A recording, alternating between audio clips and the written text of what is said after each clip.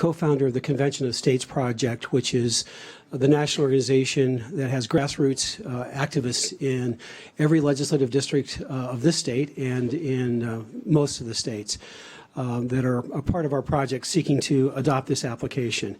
That is a part-time endeavor for me. My full-time job is I'm the chancellor of Patrick Henry College, where I teach constitutional law, international law, and I coach Moot Court, which is constitutional law debate. And my team just won our 9th national championship 2 weeks ago. But I'm very glad to be here in Olympia because I used to live in Olympia. I grew up in Washington State, went to Whitman, Western, graduated in political science from Bellingham, and got my law degree from Gonzaga University. And I used to live and work here in the state capitol, here in Olympia. I've lived in Virginia for the last 30 years. And the Convention of States Project grew out of the desire to follow up on a suggestion made by George Mason at the end of the Constitutional Convention. Mason said that there's going to be a day when the federal government abuses its authority. And when that day arrives, the ability to get amendments to rein in abuse of power by the federal government out of Congress is not realistic. And so the states need to have the ability to propose amendments to rein in the power of the federal government. And the reason that they did this is the founders believed that no branch of government should be the final authority of how much power it has. And so they gave, the founders gave the states the ultimate political power in this country. That is the power to unilaterally change the Constitution. The states propose, the states draft, and the states ratify any amendment coming through this process. The technical name for a convention is the Convention of the States. That was the name used in the first application from Virginia in 1780, actually passed in 1788, but it was filed in Congress in 1789. The difference between a convention of the states and a constitutional convention is a constitutional convention is in seeking to rewrite the entire document from scratch. It operates outside the boundaries of Article 5. That's theoretically possible if there's a revolution, but an Article 5 convention is limited to the subject matters given in the convention. Now, the process that's used is very similar to that of the Uniform Law Commission that this state and every other state has been a participant in for a long, long time. At the Uniform Law Commission, a topic is chosen to study of potential laws. Then the states draft proposed amendments, and then they're sent back to the states for ratification. That's exactly the process that this is going in right now, and Washington State is being asked to join what amounts to a national conversation about how much power the federal government should have. And it's a conversation with authority. The 4 states have already passed the application that's before you today. The operative language is identical to the language before you, and those states are Alaska, Georgia, Florida, and Alabama. Last legislative year, 10 additional states, Tennessee, Arizona, many others, Arkansas, passed it in one house only. In 8 of those states it carries over. So this is a movement that's underway and is gaining ground all over the country. And the core idea is to take the pulse of the American public. The American public, if you take an opinion poll, the latest one I've seen, says over 2/3 of the American public believes that the federal government has abused its power. Now, the people that get aggrieved by that changes depending on which party is in control of Washington, D.C. But our effort is to change this from a partisan dispute to the kind of dispute the founders wanted, where it's Washington, D.C. versus the states. Because the states, when I go to state legislatures all over the country, many legislators have said that they're sick and tired of Congress telling them what they needed to be doing. The budget of this state is driven to a great deal, like it is in every state, by demands from Congress. And so the ability of the state of Washington and every other state to regain its own voice so that every senator is listening to the voice of his or her constituents, not the voice of the voters in California or Missouri or New York or Massachusetts. When Congress speaks, it's the voters in all of those states telling you what to do on state budget issues. And that's a violation of the principle of a Republican form of government. We need to make sure that federalism, operative federalism, is true in this country, so that the states are able to control the issues that the states were intended to control. The other thread of the big problem is the national debt. Everybody across all party lines agrees that Washington, D.C. is out of control in spending. And anyone that thinks that they're spending for public altruism doesn't know Washington, D.C. They're spending to buy votes. And as long as they intend to pass on debt to the next generation, the ability to buy votes for people who can't yet vote is, I believe, a form of a violation of the Republican form of government and is a form of tyranny. Now, the founders believed that the institutional jealousy of the states would, in fact, curtail federal power. And there's only one way to right the ship, and that's Article 5. We have not drafted, nor will we draft, the organization that created the model resolution, any proposed amendments, because that's the job of the convention. The convention will decide how they want to impose fiscal restraints on the federal government, how they want to impose jurisdictional limits on the federal government, and so on. The convention writes the amendments. Now, there's a legal rule and a political rule that's applicable there. The legal rule is they can't write amendments that are not germane to the topic of reducing the power of the federal government. The political rule is they can't write amendments that won't pass in 38 states. So the idea that anything can be done on the extremes, either the extremes to the left or extremes to the right, is political nonsense. People in politics count votes all the time. And the reason that we know things are dead in the water is we can count votes. And we can count votes for extremist-oriented amendments on any subject you want to name, because if 13 states vote no, it's no. Which means if a single house in 13 states vote no, it's no. The idea that a convention can run away defies legal rules, defies political rules, and it is simply a violation of common sense. I represented 4 Washington state legislators in a lawsuit in one of the last major Article 5 cases that happened in the late 1970s and on into the early 80s. The issue was, could Congress change the rules for the ratification process of the Equal Rights Amendment in the middle of the process? On behalf of actually four legislators, one of, my memory serves right, one of them was Mike Patton, who was a House member at the time. We litigated that along with legislators from Idaho and Arizona, and the ruling in that case was you can't change the rules in the middle of the stream. That's a legal rule that is clear. So the idea that a convention started for one purpose and can be hijacked to another purpose, there's already litigation that in the Article 5 context that says to the contrary. We know that the process is safe, and we would respectfully submit that the members of the Senate and the members of the House of the state have the moral obligation to rein in the abusive power of the federal government. It has simply gone beyond its bounds, and every political party should be upset with the fact that we're not making laws through the legislative process, we're not sticking to budgets, and we're not following the limits of federalism, and Congress is whipsawing state legislatures all over the country. If you want to do something that's real and will change this country for good, this is the biggest project you'll ever have the opportunity to work on. I'd be glad to answer any questions that anybody has about this.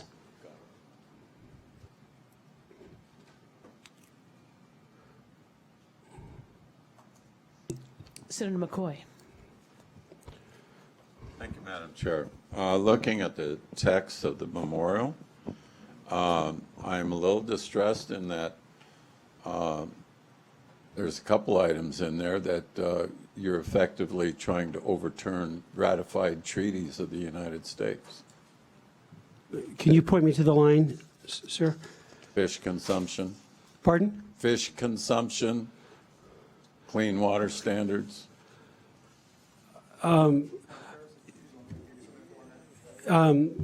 Yeah, treaties between, I assume on fish consumption, it would be treaties with the United States and Native American tribes. Is that what you're referring Yes. to? The power, I see no ability under our application that it would be germane to impact a a treaty with a Native American tribe. The powers and jurisdiction of the federal government are to be limited, not to be increased. And it would require an increase of power in order to void the treaty, because I have an LLM in public international law, and the ability of the federal government to void treaties in existence with Native American tribes would require an increase in federal power to do so. It's simply not germane. I don't know how that, I'm not, the state director might be able to shed some light on that. I'm not familiar with why that issue is raised. We've dealt with that in Arizona.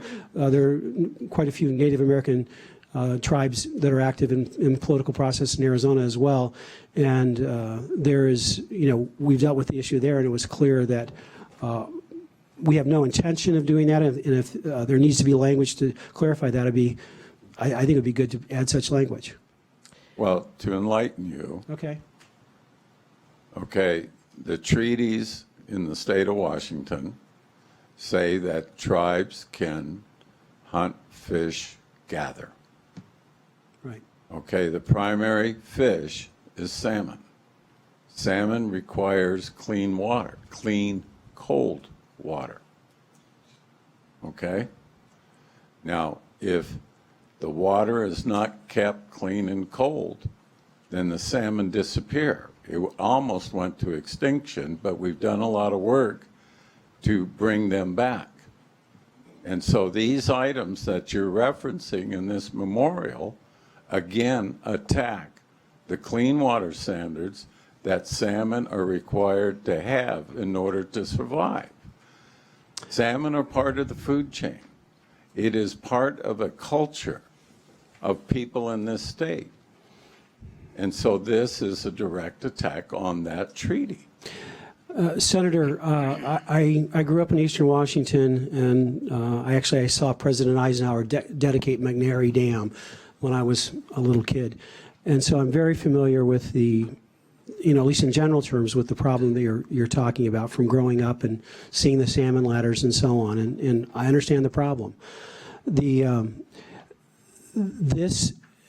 First of all, this proposes a conversation between states on how much power the government should have. It adopts nothing with finality. The Clean Water Act, the Federal Clean Water Act, would not be up for discussion. The ability of the federal government to make laws in that zone is potentially up for discussion, but it would have to be ratified by 38 states. The thought that 38 states would repeal, would enact something that would take away the ability of the government to enact clean water standards is simply not going to happen. The most that could happen is that it would transfer clean water authority from Washington, D.C. to the states. That's all that could happen. And I believe that the state of Washington would, in the treaty obligation would be imposed upon the state legislature just as it's imposed on Congress. And so that would not change the ultimate outcome. If the treaty requires clean, cold water, it would require it of the United States or any subsidiary government. That's basic international law from the Vienna Convention on the Law of Treaties. And so it would not change the duty. It would just change which government is responsible for complying with that duty. Any follow-up questions? And do you see any other movements to use this system, either on the right or on the left across the country? There are 3 active movements using Article 5 that, that have any momentum or any, really seriousness about them. First is the Balanced Budget Amendment, and it's more or less on the conservative side, and it's been around for about 40 years. The political and legal problem with the Balanced Budget Amendment is that they've been written in a variety of different ways. And so there's going to be, if they get to 34, there's going to be litigation on the issue of aggregation, whether or not they've been followed correctly. But it's in the mid-20s right now, kind of depending on how you count because of the aggregation problem. The second is backed by a group called Wolfpack, and they're trying to use Article 5 to overturn the Citizens United decision. It's a smaller group and it's newer, and they have about 3 or 4 states that have adopted this. But the important thing to know is none of these efforts aggregate. If the Repeal Citizens United gets 34 states to propose a convention, which I can't imagine the politics of that happening. But if they did, you'd have a convention for that purpose. And you could, 2 months later, have a convention for the balanced budget purpose. And then 2 months later, you could have a convention for our purpose, which is to reduce the size and scope of the federal government. And so there are about 400 applications out there right now that are still sitting there valid. And they don't aggregate. Subjects don't aggregate. You've got to have 2/3 of the states, 34 states, agree on the same subject. I like to say the process is like a junior high locker combination. If people think something else is their problem, it's the 34, 26, 38 process. And it's 34 states have to call for a convention for a particular purpose. 26 states, a majority at the convention, 1 state, 1 vote, have to agree on the specific language of a proposed amendment. Then it goes back to the states, and 38 states both houses have to ratify. So that's the process. And it's the question before the Senate right now is, do we want to engage in this conversation? Interesting. Senator Danzel. Thank you, Madam Chair. Thank you for your testimony today and all your information. I think it was Eisenhower that wanted to have a convention of the states last. Is that right? Got his button on. Is it going? Yeah. Okay, I just wasn't talking close enough. So my question is, when was the last time that we had a convention of the states? And then also, have we? No, we've haven't never had one. We never had one? Okay. Right. I was not clear on that. I probably should be. And then secondly, you've talked about limiting the size of the federal government, which I appreciate. What is the portion about the terms of office for federal officials? What length? Where are you going with that?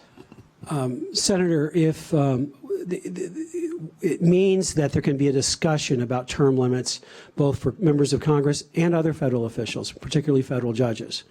And so my ideas are almost irrelevant, because what we're trying to accomplish is we want to have a conversation where we're authorized to talk about that. Having testified in maybe 25 state legislatures on this topic, I would tell you that term limits for Congress probably won't get ratified in the state legislatures. Term limits on federal judges, that might well get ratified, because people are frustrated that there's really no check and balance on the federal courts right now that's realistic. The Supreme Court approximately 20 times, usually in dissenting opinions, but you can pretty much get every judge to have said this once or so, is that the only check on the Supreme Court's power is its own internal sense of self-restraint. And something needs to be done so that there's some kind of a check and balance on that. You don't want to destroy judicial independence, but if, for example, if there was a term of 10 years for the Supreme Court and you're done, you can't repeat, then you're not going to try to curry favor with anyone. And that would have at least some limiting effect on the power of the Supreme Court. And so that's up for discussion. That's germane, but it's up to the convention to write the text, and then the 38 states say, do we like this or do we not like this? By the way, the Bill of Rights, there were 12 Bill of Rights originally, and they didn't ratify number 1 and 2, and they got renumbered. So the First Amendment was actually intended to be the Third Amendment, the Second Amendment was the Fourth Amendment, and so on. But 200 years later, we ratified one of the first 2 on wages for Congress. But they were ratified individually.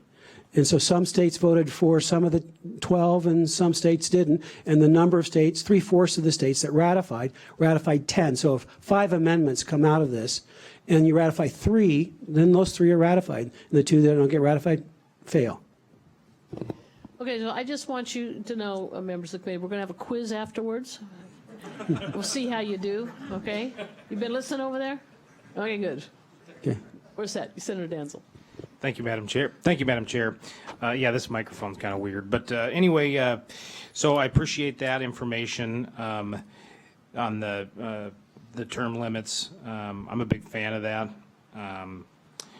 my question to you is kind of a two-part. How many states do you have one of these resolutions in right now? And I might have been out in the hall having a conversation. And then number two, what is your personal thought on getting enough states to be able to do this, to at least put pressure on Congress to send a message, maybe, if nothing else? I mean, I would love to see if we could see something, in the future, but is the ultimate goal also maybe possibly to send Congress a message? Because I don't know anybody that is against term limits, Yeah. really.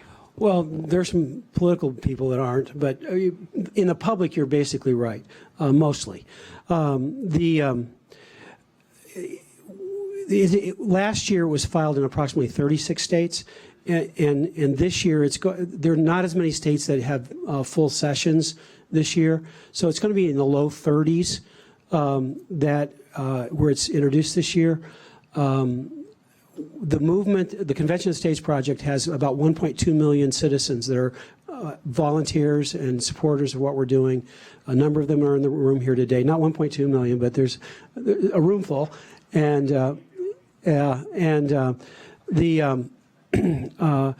we think there's a very good chance. We're going for victory. I think that there's a good chance of doing it. This should not be a partisan issue. I really, truly believe that.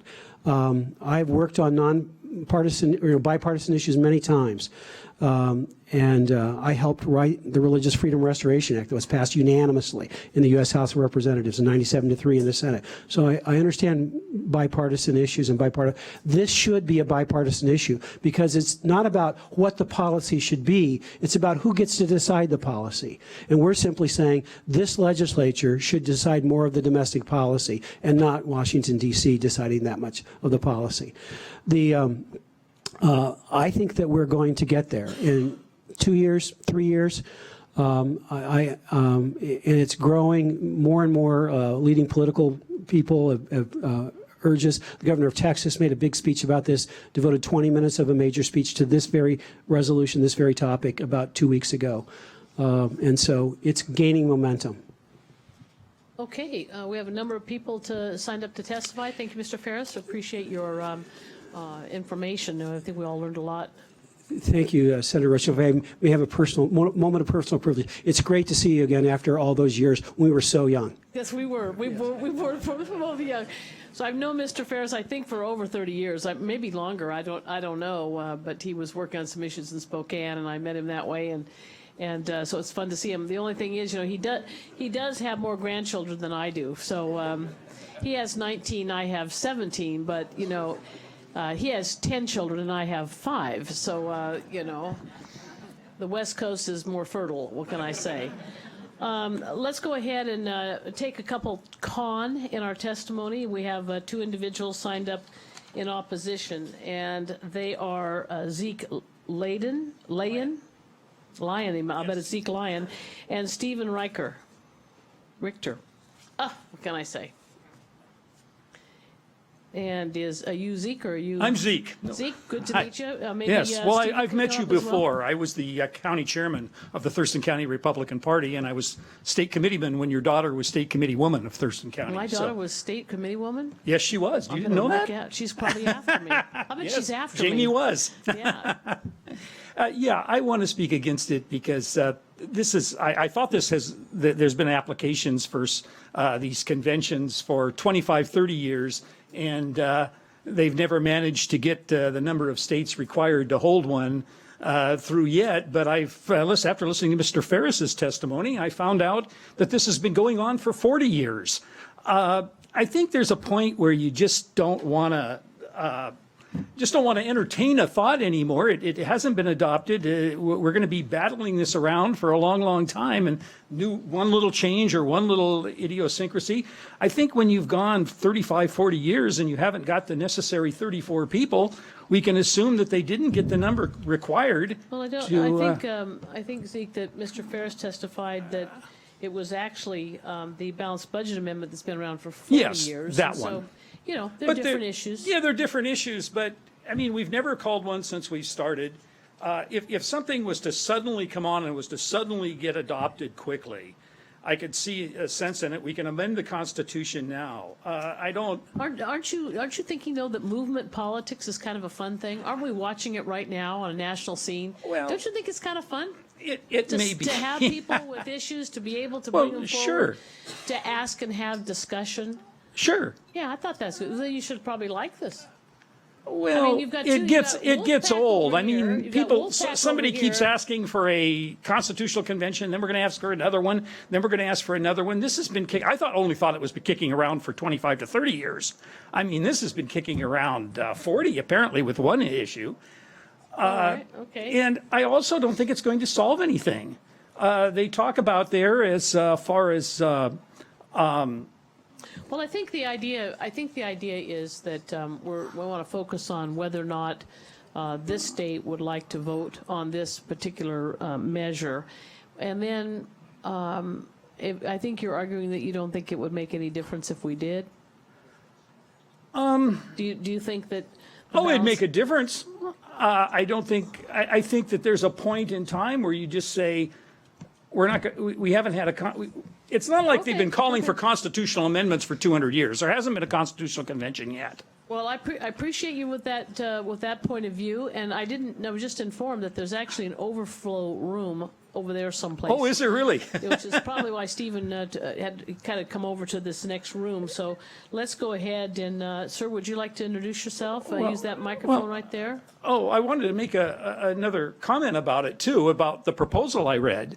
And that is that they talk about the government has been misinterpreting the Constitution. I think that was your second to the last whereas. Yes, indeed, they have been. The Constitution's a pretty clear document. And I don't think you're going to fix anything or fix interpretation because you're still going to have people doing the interpretation. And I don't think it'll solve anything there either. I think such things as better management of lands. You're not going to get good management by writing a new constitution. I think the Constitution's fine. And if we want a balanced budget amendment, well, let's put one through the way we've amended the Constitution 17 times before, and we'll probably get it accomplished quicker. Anyway. All right, thank you. Next up, please. Madam Chair, members of the committee. Please speak into that microphone for the record and state your name. That's what the sign said. I'm supposed to learn how to read. Members, Madam Chairman and members of the committee, I'm Stephen Richter from Seattle, and if we had term limits, I would be speaking to a different chairman today. Well, that wins a lot of points. Well, yeah, well, You know what you wouldn't get? You wouldn't get a person such as me standing up for people in the state of Washington when, there are people here that do that, but I'm like right out in the front, and I'm very, very blessed that the people of the 31st District who have been given choices, and a ton of money's been spent to try to make a change in my district, that they have enough faith in me, and I'm honored to have that. And quite frankly, I think one of the things, I majored in history, and so I really appreciate Mr. Ferris's going back into history and giving us a lesson. Because institutional memory is really important. I mean, I remember some debates that I bring to my caucus. Maybe they don't want to hear them, but the history of what we've been doing here is important. It doesn't all, if it's all vested in staff, that's a problem. So maybe I do, or maybe I don't appreciate the term limit factor of this. Most people would say that, well, I know, because I've seen so many come and go, that term limits are not like, it's not, this whole issue of rotation of people is a little different on a congressional level when it comes to actually defeating an incumbent. That's would be my comment on that. Anyway, I'm happy to be here. oh, You're not one of my constituents, are you? District I 37. know, you got it 37, that's deep in the heart of Seattle, huh? And I'm opposed to term limits. I was complimenting you for staying so Well, I'll long. take that too. Because, you got to be able to take a lot of severe abuse over a number of years, and so then you start to wonder about, is she okay? So to want to even do that. Go ahead, sir. Okay, I hope to convince you that a constitutional convention is neither necessary nor safe. We have two groups of people in our country who want to get their hands on our Constitution. One wants to change it to restrict government more. We heard Mr. Ferris say that, and I think we should restrict government more. but not this way. The other group wants us to put our confidence in man and throw off the chains of the Constitution.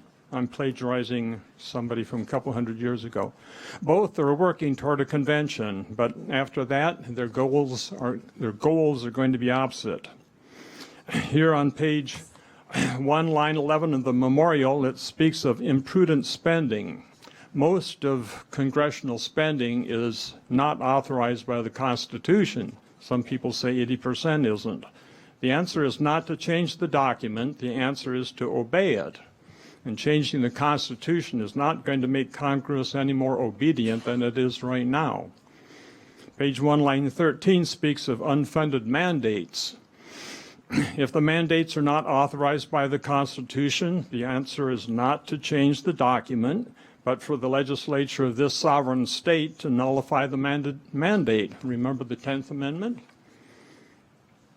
Page 2, line 21, switching to the other objection, speaks of restrictions on the convention.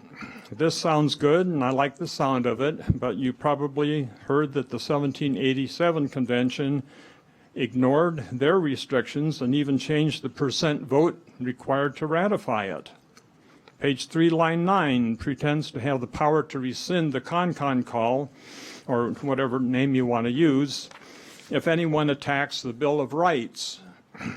Don't imagine such a thing could happen. Once Congress gets that convention rolling, no one is going to be able to say, whoa.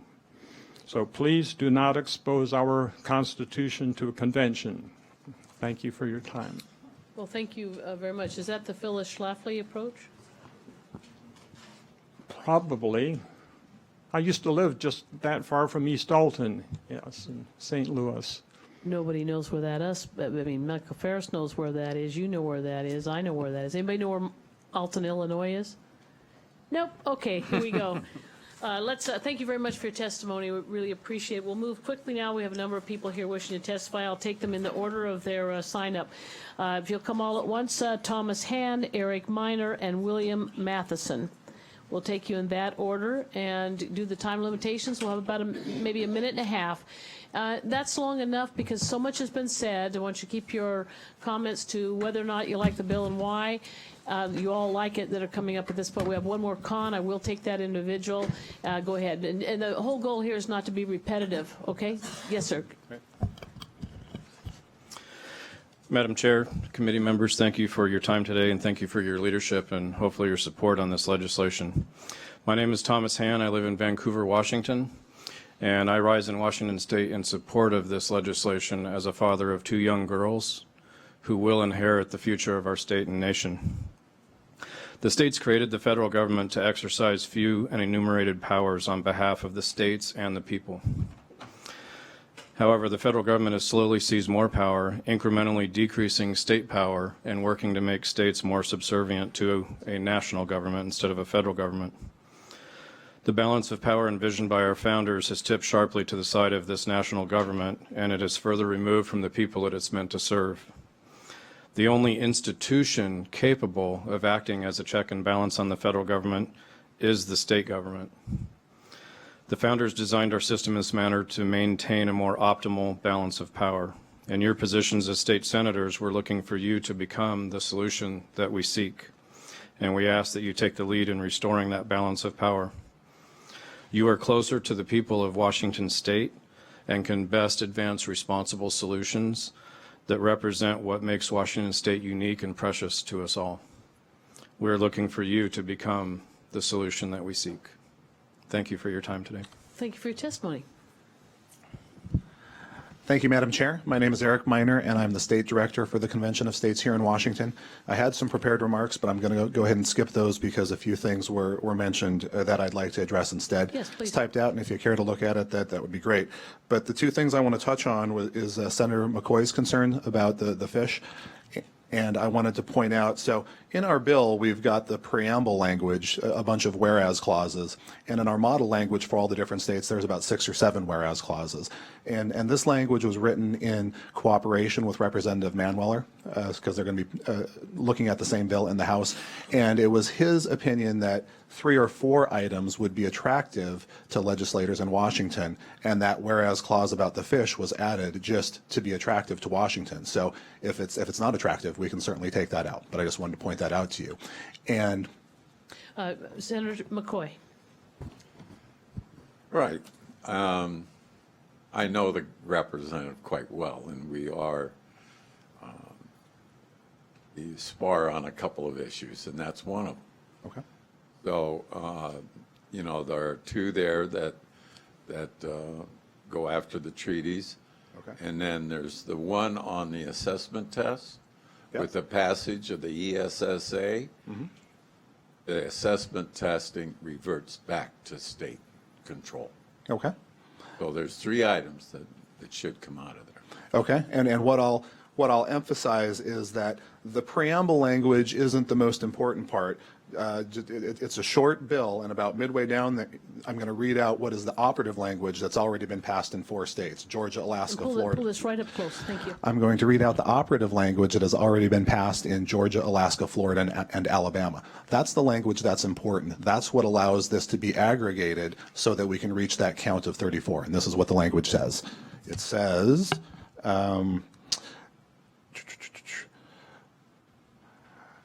I gotta find it there.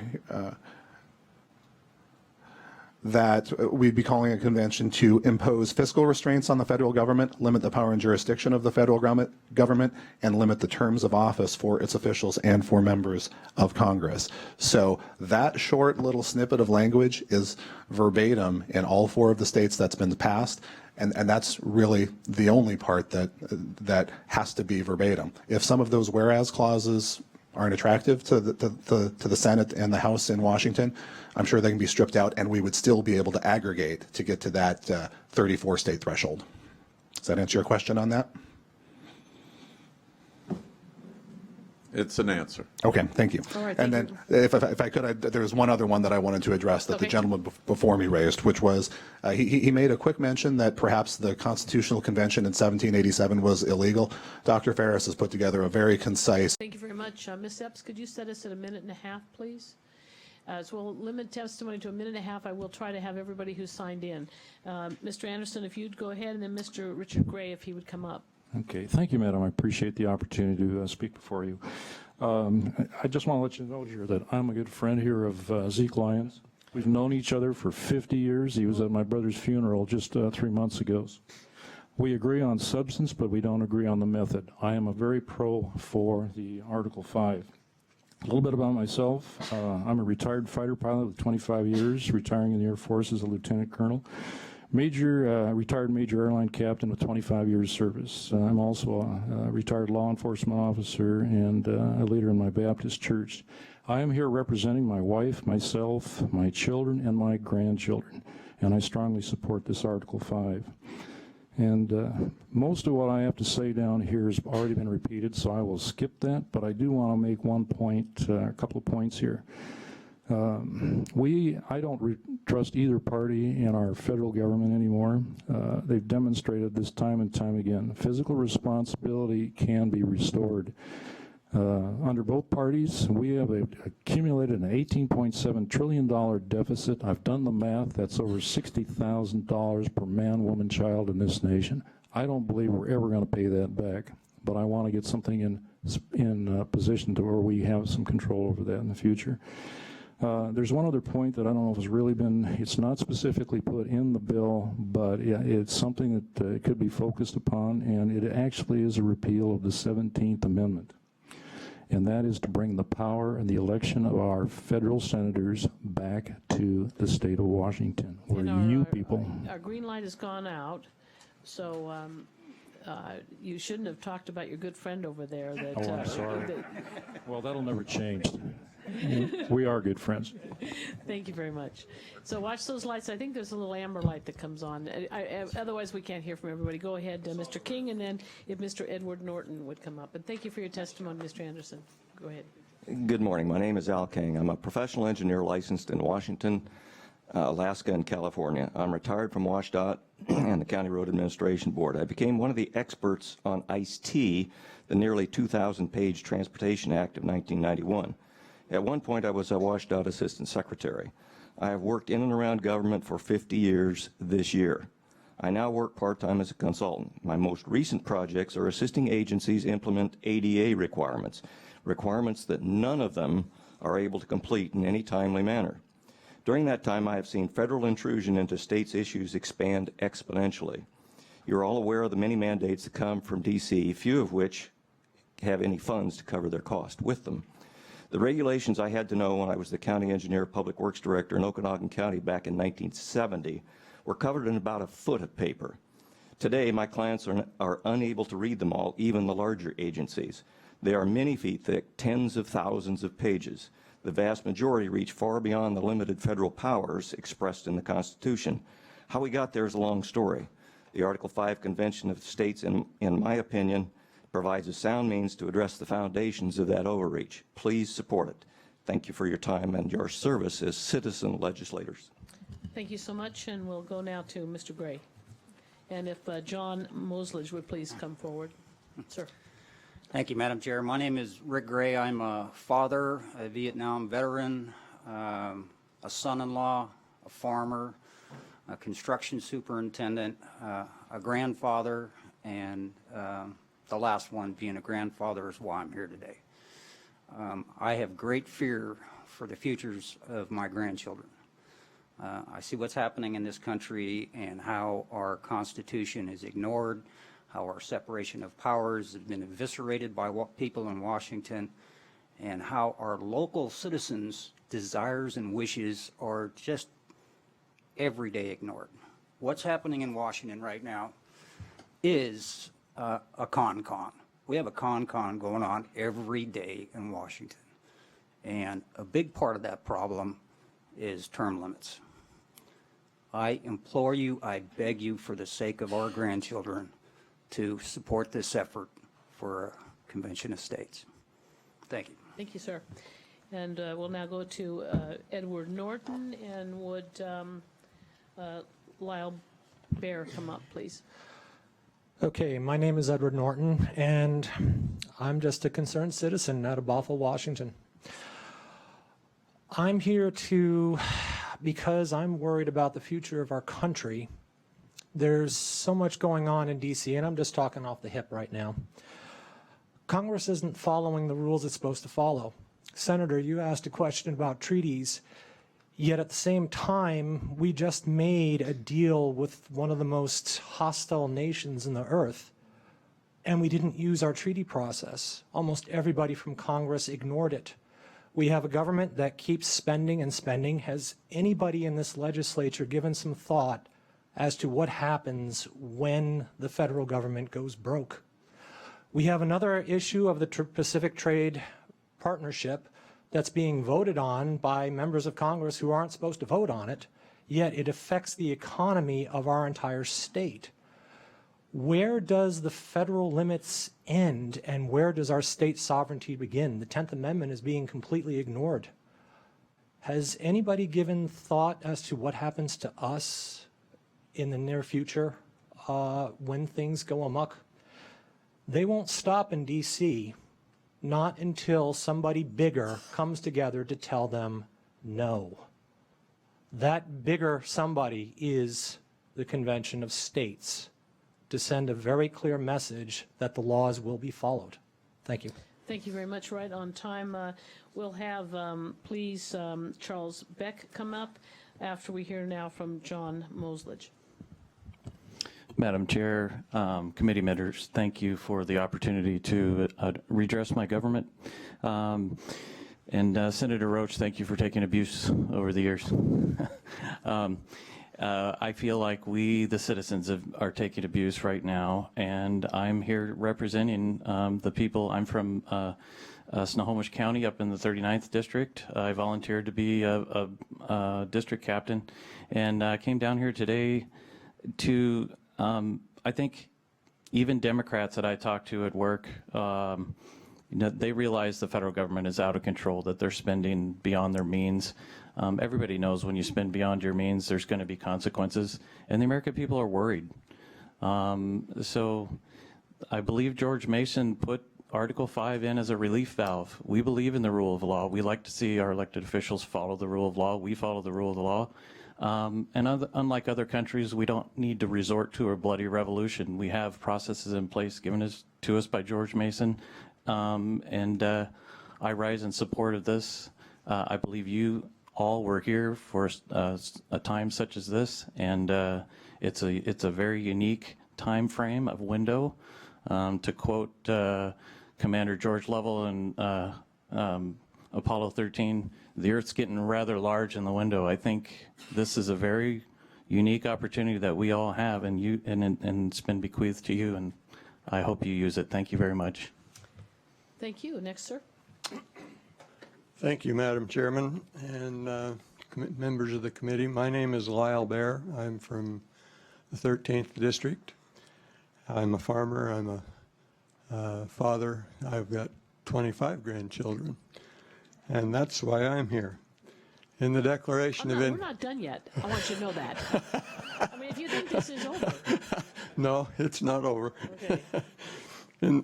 In the Declaration of Independence, we are given certain unalienable rights, and those rights are God-given. And as long as we, the people, and the government stays within those bounds, it will be all right. But the government has got out of the bounds, especially the national government. When the founders organized and set up the Constitution, they set it up so that the states were always supposed to have the advantage over the federal government. We can see that by an Article 5 convention. It can take place, but the states still then have to ratify it, whether it comes from Congress or a convention of the states. So that we, the people, can get on the side of the state government or the national government, depending on who is abusing it. You can read this further in the 28th Federalist paper. And I encourage the 28th Federalist paper as well as the 45th through the 51st to learn more about checks and balances. I'm for it. Thank you. Thank you. Yes, sir. My name is Charles Beck. I live in Lacey. I'm opposed to this proposal. Due to lack of time, I'll be very brief. On page 3 in subsection D, it says when you have a convention, each state will only get one vote. And that goes against what our founding fathers came up with a compromise, because does Wyoming have the same vote as Texas or California or New York? So that's one problem right there. Then it doesn't address. Well, no, each state, regardless of the site, only has 2 senators. True, yes, and that was, population. yeah, that was part of the compromise that the original convention worked out, that the states would have 2 senators, but then the House would be represented by population. I'm just pointing out that Anyway, these limits are set sometimes. Anyway, next up here, it's silent on the delegates. How are they selected? Each state obviously has 1 vote, but how many delegates does each state get, and how is that going to be determined? Is it by population? Is it by ethnic background, male, female, or what have Good you? question. Ms. Kearns, do you know the answer to that? I do not, but I can look into that for you and get back to you. Anybody in the audience? Mr. Ferris, you want to just tell us, because I'm interested, just a brief. Every state legislature appoints its own delegates. Most states are considering 5, 7, or 9 delegates. Okay, all right, thank you so Okay, much. and my last point, because the amber light's on there, it says, the last paragraph says this is a continuing resolution. Does that mean, what would happen if a state does approve it and then 3, 4, 5 years from now, they say, whoa, and there's been no convention. They say, no, we don't want to we want to rescind our call for a convention. Does this mean a state can't rescind? And back in the days of the balanced budget amendment, when they reached 32 states calling for a balanced budget amendment, later on, before they held any kind of a convention, a number of states rescinded their call. Okay, so I think we're just about done. I appreciate your comments very much. Well, we've allotted the 55 minutes I thought we would. I want to thank all of you that have come here to testify today. Just so you know, because it looks like you've got a statewide network of people, you can get the same sign-up sheet that I have so that you can all find each other afterwards. And with a group like this, on a day like this, you should probably go to the steps over here outside maybe and get your picture taken, don't you think? I think you need to put this in a newsletter somewhere. Go right out by the sundial. Okay, excellent. Thanks very much, and we'll now move on.